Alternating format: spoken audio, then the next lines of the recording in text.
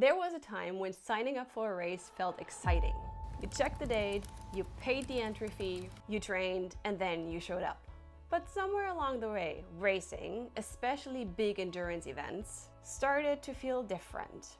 And today I want to talk about why so many races feel impossible to get into now, why lotteries exist in the first place, and why, if you have been entering year after year without getting in, you're not unlucky.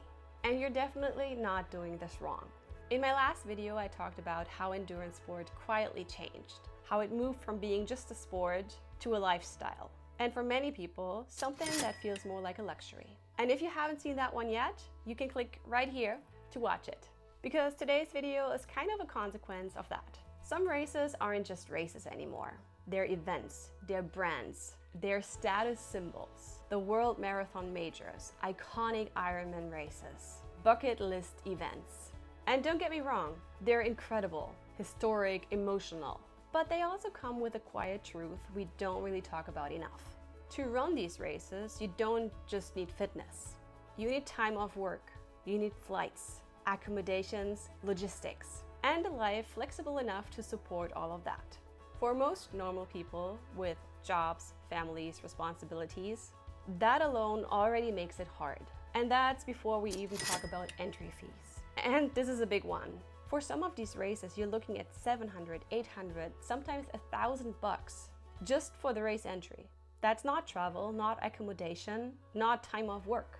That's just permission to stand on the start line. And for a lot of people, that alone is a massive barrier. You know that example with the water bottles, right? In a supermarket, it's cheap. At the cafe, it costs a bit more.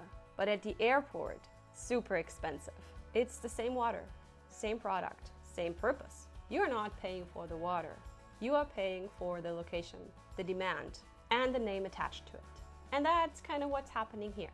Ironman, World Marathon Majors, they're the airport version of a race. High demand, high branding, huge visibility. And yes, it looks incredible online. It even sounds incredible to say out loud. But strip away the marketing. Is 140.6 miles still 140.6 miles if it's not called an Ironman? Is a marathon still a marathon if it doesn't come with a major logo? Because here's the uncomfortable truth. The effort doesn't change just because the branding does. You don't become more committed just because your entry fee was higher. You don't become tougher because the medal is more recognizable. And you don't become less of an endurance athlete because you chose a race that was accessible. And then there's timing. Many of those races sell out immediately. Registration opens and within a few hours, it's gone. It's already sold out. And that creates a different kind of pressure. You're not just committing to a race. You are committing months, sometimes a year in advance, before you know what your work schedule will look like, before you know what family life might demand of you, before you know if training will even fit into your reality. For people with flexible lives, that's manageable. For people with real constraints, jobs, kids, fixed holidays, it's a huge ask. It turns racing into something you have to predict perfectly, instead of something you can decide when life allows.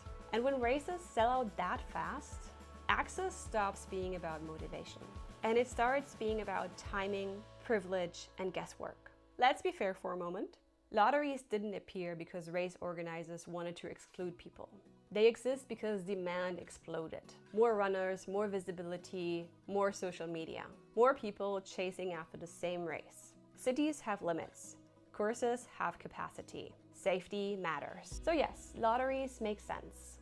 They are the only scalable way to handle massive demand. But here's where it gets complicated. For many normal athletes, lotteries aren't a one-time thing. They are a ritual. You enter, you hope, you don't get in. Year after year after year.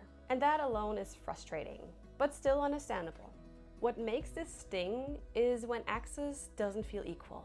Because while many people are stuck in the lottery loop, others seem to race the same iconic race over and over again. Invited, partnered, featured.